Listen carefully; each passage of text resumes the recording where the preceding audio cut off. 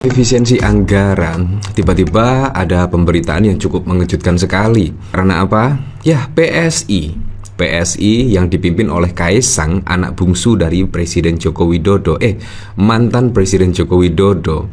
Tiba-tiba, ya, ini sungguh di luar dugaan loh. Dan menurut saya juga sudah tidak masuk ya dalam akal logika kita di tengah efisiensi anggaran. Tapi kalau kita lihat dari sini, ada 11 kader PSI di struktur elit Kemenhub. Gajinya bahkan mencapai 50 juta. Wow, kalau memang benar ini, berarti efisiensi itu hanya omon-omon ya. Kemungkinan efisiensi itu untuk rakyat kecil, tetapi tidak untuk yang di atasnya. Seharusnya efisiensi itu juga awali yang di atas. Seharusnya di pemerintahan Pak Prabowo, mulai di kementerian, lembaga, seharusnya juga berlomba-lomba untuk menghemat anggaran, mengefisiensi anggaran.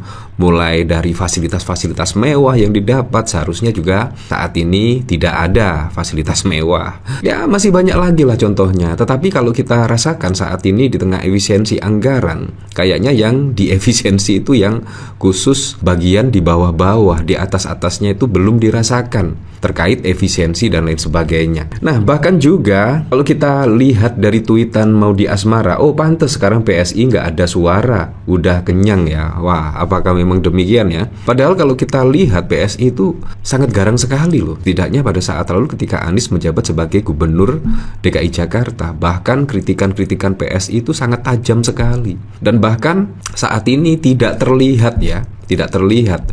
Terlebih yang sangat lucu menurut saya, Raja Juli Antoni selaku Menteri Kehutanan pada saat lalu nyinyir setidaknya ke Anies Baswedan. Ini juga sangat aneh bin ajaib. Karena Anies Baswedan itu saat ini tidak kampanye, tidak melakukan kampanye, bukan pejabat publik, bukan pejabat negara dan lain sebagainya, tetapi dinyinyiri. Ini sangat lucu sekali. Padahal Anies Baswedan itu sudah tidak menjadi pejabat publik, pengangguran, tetapi juga masih dinyinyiri. Ini menurut saya sudah rasa buzzer ya. Rasa buzzernya bahkan juga out of context.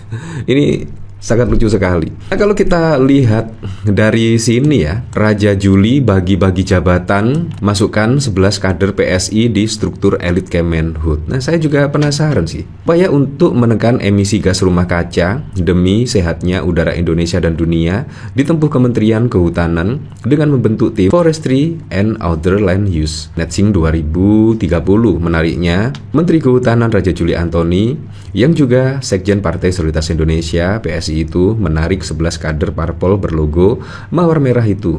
Gaji dari tim elit ini juga lumayan besar, meski tak jelas tugas dan fungsinya. Hal itu tentu saja tidak selaras dengan kebijakan Presiden Prabowo yang menekankan efisiensi anggaran di seluruh kementerian dan lembaga. Informasi ini langsung viral di jagat media sosial X, sebut saja akun Anak Ogi, menggugah Kepmen Kehutanan nomor 32/2025 tentang perubahan atas keputusan Menteri Lingkungan Hidup dan Kehutanan nomor 234/2024 tentang struktur organisasi Operation Management Office Indonesia Forestry and Other Land Use Volu Net-Zing 2030. Dalam Kepmen itu sekitar 11 nama yang diduga kader PSI masuk dalam tim Volu Net-Zing 2030.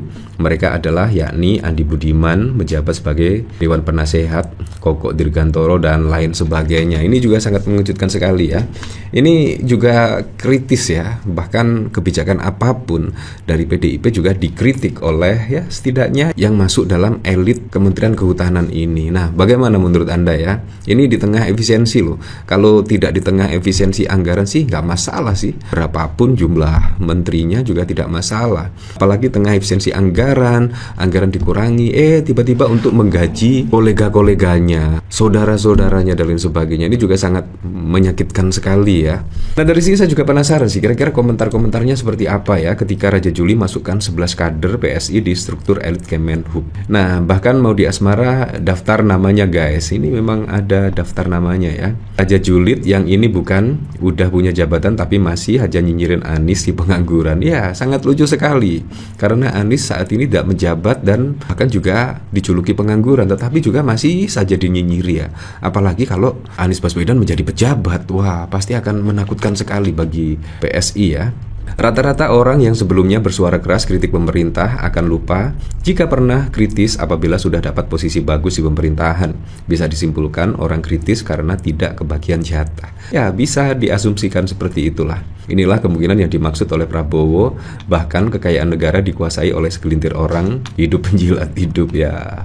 Makin subur bukan hutannya tapi rekeningnya, ya seperti itulah. Bahkan yang cukup mengejutkan lagi ya, ini ada pemberitaan, wah ternyata diam-diam Kaisang bakal ganti nama partainya jadi PSI Perorangan. Wah, Jokowi senang gagasan partai TBK perorangan diakomodir. Wah, apakah ini yang dimaksud oleh Pak Jokowi ya, partai perorangan, partai terbuka. Wah, mantan Presiden Jokowi memberikan tanggapan terkait wacana Partai Besutan sang putra sulung Kaisang Pangarep, Partai Solidaritas Indonesia yang ingin berubah nama menjadi PSI Perorangan. Apakah mungkin ya partai perorangan tetapi tidak membela terkait apa yang baru-baru ini terjadi seperti aksi Indonesia Gelap dan lain sebagainya? Kalau memang partai perorangan seharusnya juga kritik-kritik kebijakan dari pemerintah. Jokowi mengungkapkan kesenangannya perihal ide partai super terbuka yang ia gagas bak payung bersambut oleh PSI. Ada ide gagasan saya buat partai super terbuka perorangan. Saya sampaikan juga kepada relawan, ternyata tahu-tahu sudah diakomodir PSI, ucap mantan Gubernur Jakarta tersebut di kediaman pada 5 Maret. Adapun Jokowi menilai konsep PSI perorangan hampir mirip dengan partai super terbuka gagasannya.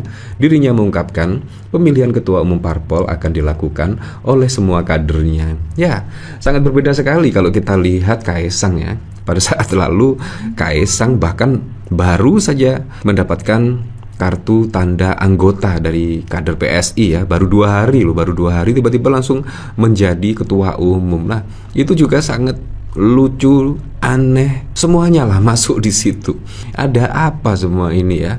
Bahkan DART partai-partai yang lainnya itu minimal menjadi ketua umum itu ya setidaknya harus menjadi kader 5 tahun, 10 tahun, dan bahkan juga sudah berpuluh-puluh tahun ingin menjadi ketua umum partai itu juga sangat susahnya minta ampun. Tetapi memang kalau kita lihat Kaisang, Gibran itu sangat gampang sekali, bahkan menjadi wakil presiden itu juga sangat mulus sekali. Ya, hampir-hampir mirip PSI perorangan, dimodifikasi sedikit oleh PSI. Ya, seperti itu, partai super terbuka jelasnya. Dengan demikian, parpol tersebut terbuka, lanjut Jokowi bagi seluruh kadernya dan menjadi parpol milik bersama. Ini kan gagasan. Kemudian disambut partai lain. Kalau partai semua jadi terbuka bagus. Kan bagus jadi partai modern imbuhnya. Ya, kalau menurut saya sih semua partai itu pastinya terbuka. Kalau ingin menjadi kader dan lain sebagainya pasti juga akan terbuka ya. Bahkan Pak Jokowi juga kalau ingin menjadi kader Gerindra, kecuali PDIP, pasti PDIP ogah lah menerima Pak Jokowi sebagai kader. Selain PDIP pasti juga akan terbuka lah, apalagi menerima Pak Jokowi ya, mantan Presiden Republik Indonesia. Ya, tapi untuk selebihnya kita kembalikan lagi